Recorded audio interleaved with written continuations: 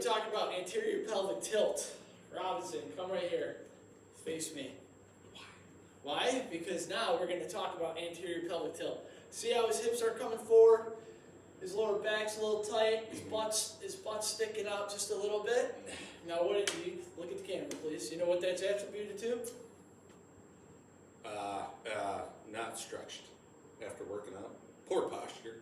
Okay. Carrying load on Well, back. I'm going to tell you right now. All those squats that we do, all those deadlifts that we do, our quads pull our pelvis down and pull it forward, right? So we tend to not have our glutes activating. We tend to have tight hamstrings. And the first thing people think about is stretching your hamstrings. So the worst thing you could possibly do is stretch your hamstrings because it's not going to help correct the problem. So how do we correct the problem of anterior pelvic tilt? I'm going to show you how. I don't have a guess. Damn. Here's what you need to do. We need to address our glutes. We need to address our core. One exercise that we could do for our glutes is a glute bridge. So he's going to keep his feet nice and flat, and you're going to put your hands flat by the side right here. You're going to raise your pelvis off that ground, hold it for a split second, squeeze, and come back down. Perfect. Another weak point is going to be our core. So we can even keep it nice and simple. We can do a fundamental crunch. Fundamental crunch meaning shoulders are coming up off the ground. This is your starting position right here. Lower back stays right in the ground. Lift your back up off the ground, what I mean.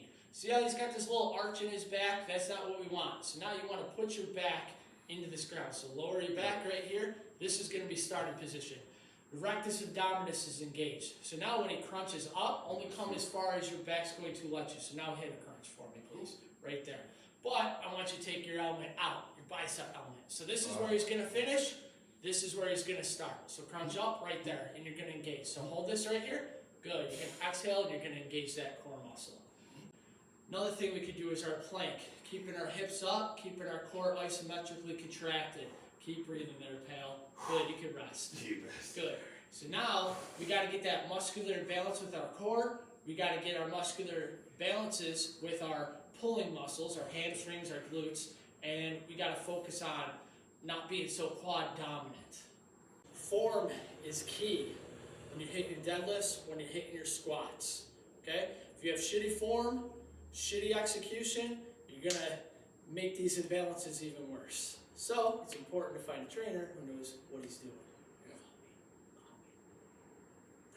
No. Don't call me. Don't call me. Stay away from me. I can actually reach out more without less pain from that angle. Yeah. Or with the right tucked in. It's gonna help. That stretch is gonna help give you more balance. Yeah, with the Right? left in. Right. This one was So if our lower back's taking all that tension on there because our glutes can't execute the exercise properly because we're so quad dominant, this stretch right here will help.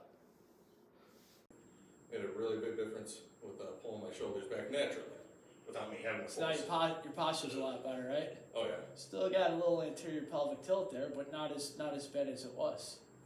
Yeah, it was standing normal.